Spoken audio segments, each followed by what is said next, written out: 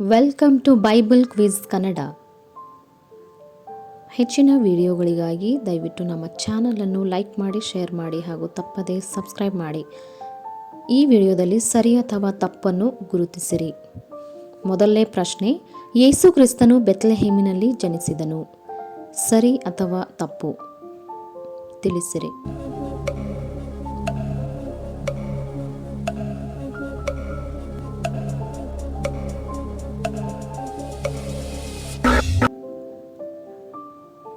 ಉತ್ತರ ಸರಿ. ಲೂಕ 2:4-7. ಯೋಸೇಫನು ಸಹ ತಾನು ದಾವೀದನ ಮನೆತನದವನು, ಗೋತ್ರದವನು ಆಗಿದ್ದರಿಂದ ಹೆಸರು ಬರೆಸಿಕೊಳ್ಳುವುದಕ್ಕಾಗಿ ತನಗೆ ನಿಶ್ಚಿತಾರ್ಥವಾಗಿದ್ದ ಮರಿಯಳ ಸಂಗಡ ಗಲಿಲಾಯ ಸೀಮೆಯ ನಜರೇತ್ ಎಂಬ ಊರಿನಲ್ಲಿ ಹೊರಟು ಯೂದಾಯದಲ್ಲಿರುವ ಬೆತ್ಲೆಹೇಮ್ ಎಂಬ ದಾವೀದನೂರಿಗೆ ಹೋದನು. ಆಗ ಮರಿಯಳು ಪೂರ್ಣ ಗರ್ಭಿಣಿಯಾಗಿದ್ದಳು. ಅವಳು ಅಲ್ಲಿದ್ದಾಗ ಆಕೆಗೆ ದಿನ ತುಂಬಿತು. ಆಕೆಯು ತನ್ನ ಚೊಚ್ಚಲ ಮಗನನ್ನು ಹೆತ್ತು ಬಟ್ಟೆಯಲ್ಲಿ ಸುತ್ತಿ ಛತ್ರದಲ್ಲಿ ಅವರಿಗೆ ಸ್ಥಳವಿಲ್ಲದ ಕಾರಣ ಅವನನ್ನು ಗೋದಲಿಯಲ್ಲಿ ಮಲಗಿಸಿದಳು. ಮೀಕ 5:2. ಎಫ್ರಾತದ ಬೆತ್ಲೆಹೇಮೆ, ನೀನು ಯಹೂದದ ಗ್ರಾಮಗಳಲ್ಲಿ ಚಿಕ್ಕದಾಗಿದ್ದರೂ ಇಸ್ರಾಯೇಲನ್ನು ಆಳತಕ್ಕವನು ನಿನ್ನೊಳಗಿಂದ ನನಗಾಗಿ ಹೊರಡುವನು. ಆತನ ಹೊರಡೋಣದ ಮೂಲವು ಪುರಾತನವೂ ಅನಾದಿಯೂ ಆದದ್ದು.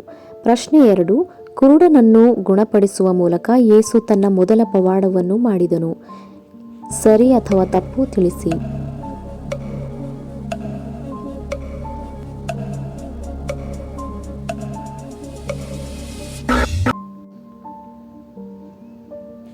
ಉತ್ತರ ತಪ್ಪು. ಯೋಹಾನ 2:1-11. ಯೇಸು ತನ್ನ ಮೊದಲ ಸೂಚಕ ಕಾರ್ಯವನ್ನು ಗಲಿಲಾಯದ ಕಾನಾ ಊರಿನಲ್ಲಿ ನೀರನ್ನು ದ್ರಾಕ್ಷಾರಸವನ್ನಾಗಿ ಪರಿವರ್ತಿಸಿ ತನ್ನ ಮಹಿಮೆಯನ್ನು ತೋರ್ಪಡಿಸಿದನು ಮತ್ತು ಆತನ ಶಿಷ್ಯರು ಆತನಲ್ಲಿ ನಂಬಿಕೆ ಇಟ್ಟರು.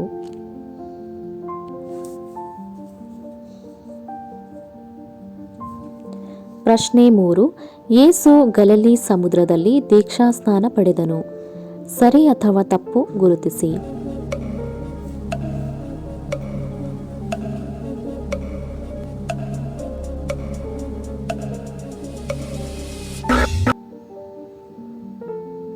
ಉತ್ತರ ತಪ್ಪು. ಮತ್ತಾಯ 3:13-17. ಯೇಸು ಯೋರ್ದಾನ್ ನದಿಯಲ್ಲಿ ಯೋಹಾನನಿಂದ ದೀಕ್ಷಾಸ್ನಾನವನ್ನು ಪಡೆದರು. ಯೇಸು ಸ್ನಾನ ಮಾಡಿಸಿಕೊಂಡ ಕೂಡಲೇ ನೀರಿನಿಂದ ಮೇಲಕ್ಕೆ ಬರಲು ಇಗೋ, ಆತನಿಗೆ ಆಕಾಶವು ತೆರೆಯಿತು ಮತ್ತು ದೇವರ ಆತ್ಮ ಪಾರಿವಾಳದ ಹಾಗೆ ಇಳಿದು ತನ್ನ ಮೇಲೆ ಬರುವುದನ್ನು ಕಂಡನು. ಆಗ ಈತನು ಪ್ರಿಯನಾಗಿರುವ ನನ್ನ ಮಗನು, ಈತನನ್ನು ನಾನು ಮೆಚ್ಚಿದ್ದೇನೆ ಎಂದು ಆಕಾಶವಾಣಿಯಾಯಿತು. ಪ್ರಶ್ನೆ 4. ಸಾಸಿವೆ ಕಾಳಿನಷ್ಟು ನಂಬಿಕೆ ನಿಮಗೆ ಇರುವುದಾದರೆ ನೀವು ಈ ಬೆಟ್ಟಕ್ಕೆ ಇಲ್ಲಿಂದ ಅಲ್ಲಿಗೆ ಹೋಗು ಎಂದು ಹೇಳಿದರೂ ಅದು ಹೋಗುವುದು. ಸರಿ ಅಥವಾ ತಪ್ಪು ತಿಳಿಸಿರಿ.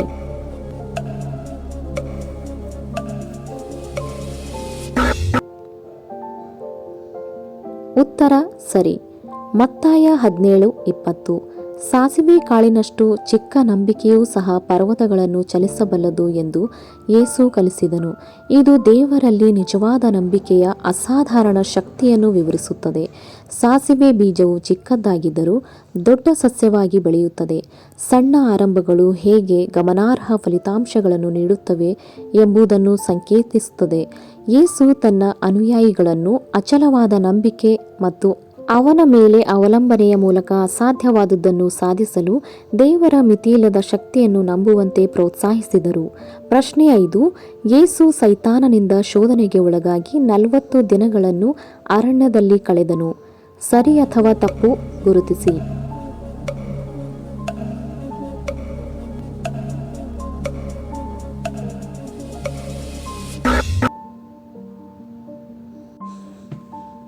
ಉತ್ತರ ಸರಿ. ಮತ್ತಾಯ 4:1-11. ದೀಕ್ಷಾಸ್ನಾನದ ನಂತರ ಯೇಸುವನ್ನು ಆತ್ಮದಿಂದ ಅರಣ್ಯಕ್ಕೆ ಕರೆದೊಯ್ಯಲಾಯಿತು. ಅಲ್ಲಿ ಅವರು 40 ಹಗಲು ರಾತ್ರಿ ಉಪವಾಸ ಮಾಡಿದರು. ಸೈತಾನನು ಅವನನ್ನು 3 ಬಾರಿ ಶೋಧಿಸಿದನು. ಆದರೆ ಯೇಸು ಪ್ರತಿ ಶೋಧನೆಯನ್ನು ಧರ್ಮಗ್ರಂಥಗಳನ್ನು ಉಲ್ಲೇಖಿಸುವ ಮೂಲಕ ವಿರೋಧಿಸಿದನು.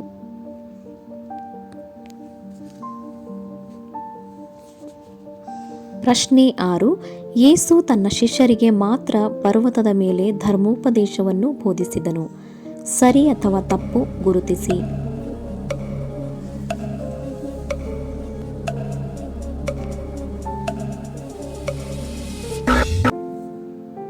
ಉತ್ತರ ತಪ್ಪು. ಮತ್ತಾಯ 5:7. ಯೇಸು ಪರ್ವತದ ಮೇಲಿನ ಧರ್ಮೋಪದೇಶವನ್ನು ತನ್ನ ಶಿಷ್ಯರಿಗೆ ಮಾತ್ರವಲ್ಲದೆ ಜನರ ಅತಿದೊಡ್ಡ ಗುಂಪಿಗೆ ಬೋಧಿಸಿದನು. ಈ ಧರ್ಮೋಪದೇಶವು ಆಶೀರ್ವಾದಗಳನ್ನು ಒಳಗೊಂಡಿತ್ತು, ಪ್ರಾರ್ಥನೆ ಮತ್ತು ನೈತಿಕ ತತ್ವಗಳನ್ನು ಒಳಗೊಂಡಿದೆ. ಇದು ದೇವರ ರಾಜ್ಯದ ಮೌಲ್ಯಗಳನ್ನು ಬಹಿರಂಗಪಡಿಸಿತು, ಪ್ರೀತಿ, ನಮ್ರತೆ ಮತ್ತು ಸದಾಚಾರವನ್ನು ಒತ್ತಿ ಹೇಳುತ್ತದೆ ಮತ್ತು ಅವರ ಅತ್ಯಂತ ಪ್ರಸಿದ್ಧ ಬೋಧನೆಗಳಲ್ಲಿ ಒಂದಾಗಿದೆ. ಪ್ರಶ್ನೆ 7.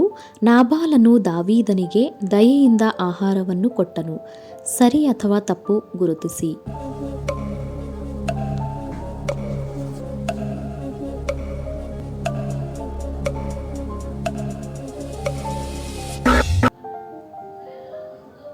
ಉತ್ತರ ತಪ್ಪು. 1 ಸಮುವೇಲನು 25. ದಾವೀದ ಮತ್ತು ಅವನ ಜನರ ಕೋರಿಕೆಯ ಹೊರತಾಗಿಯೂ ಅವರಿಗೆ ಆಹಾರವನ್ನು ನೀಡಲು ನಾಬಾಲನು ನಿರಾಕರಿಸಿದನು. ದಾವೀದನ ಪುರುಷರು ನಾಬಾಲನ ಕುರುಬರನ್ನು ರಕ್ಷಿಸಿದ್ದರು, ಆದರೆ ನಾಬಾಲನು ಅವರ ಕೋರಿಕೆಯನ್ನು ಕಠೋರವಾದ ಮಾತುಗಳಿಂದ ತಳ್ಳಿಹಾಕಿದನು. ಅವನ ನಿರಾಕರಣೆಯು ಸುಮಾರು ಘರ್ಷಣೆಗೆ ಕಾರಣವಾಯಿತು. ಆದರೆ ನಾಬಾಲನ ಹೆಂಡತಿ ಅಬಿಗೈಲ್ ದಾವೀದನಿಗೆ ನಿಬಂಧನೆಗಳನ್ನು ತರುವ ಮೂಲಕ ಮಧ್ಯೆ ಪ್ರವೇಶಿಸಿದಳು, ರಕ್ತಪಾತವನ್ನು ತಡೆಗಟ್ಟಿ ಮತ್ತು ದಾವೀದನ ಕೃತಜ್ಞತೆಯನ್ನು ಗಳಿಸಿದಳು. ಪ್ರಶ್ನೆ 8. ಏದೆನ್ನಿಂದ ಹರಿಯುವ 4 ನದಿಗಳಲ್ಲಿ ಗೀಹೋನ್ ಕೂಡ ಒಂದು. ಸರಿ ಅಥವಾ ತಪ್ಪು ಗುರುತಿಸಿ.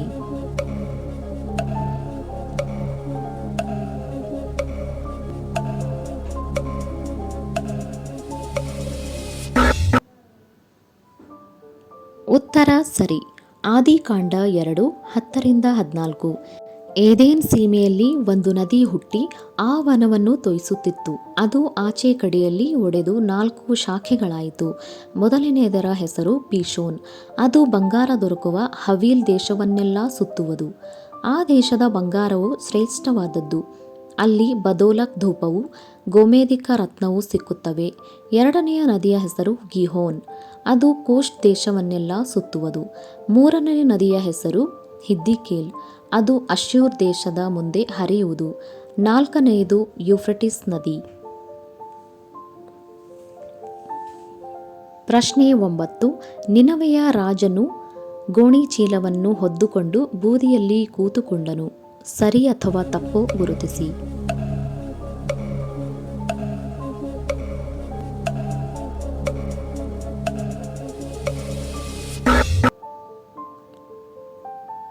ಉತ್ತರ ಸರಿ. ಯೋನ 3:6. ಯೋನನ ಪ್ರಕಟಣೆಯು ನಿನವೆಯ ಅರಸನಿಗೆ ಮುಟ್ಟಲು ಅವನು ಸಿಂಹಾಸನದಿಂದ ಎದ್ದು ತನ್ನ ನಿಲುವಂಗಿಯನ್ನು ತೆಗೆದುಬಿಟ್ಟು ಗೋಣಿತಟ್ಟನ್ನು ಸುತ್ತಿಕೊಂಡು ಬೂದಿಯಲ್ಲಿ ಕೂತನು.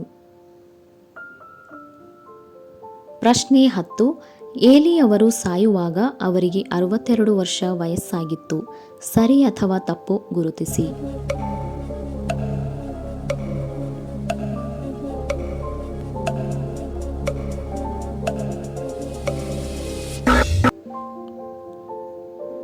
ಉತ್ತರ ತಪ್ಪು.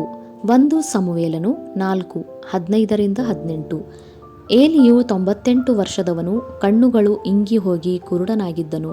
ಆ ಮನುಷ್ಯನು ಏಲಿಗೆ, ನಾನು ರಣರಂಗದಲ್ಲಿದ್ದವನು, ಈ ಹೊತ್ತೇ ಅಲ್ಲಿಂದ ಓಡಿ ಬಂದೆನು ಅನ್ನಲು ಏಲಿಯು ಅವನನ್ನು, ನನ್ನ ಮಗನೇ, ವರ್ತಮಾನವೇನು ಎಂದು ಕೇಳಿದನು.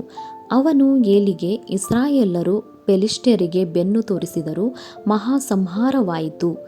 ನಿನ್ನ 2 ಮಕ್ಕಳಾದ ಹೋಫ್ನಿ, ಪೇನ, ಹಾಸರು ಸತ್ತರು. ದೇವರ ಮಂಜೂಷವು ಶತ್ರುವಶವಾಯಿತು ಎಂದು ತಿಳಿಸಿದನು.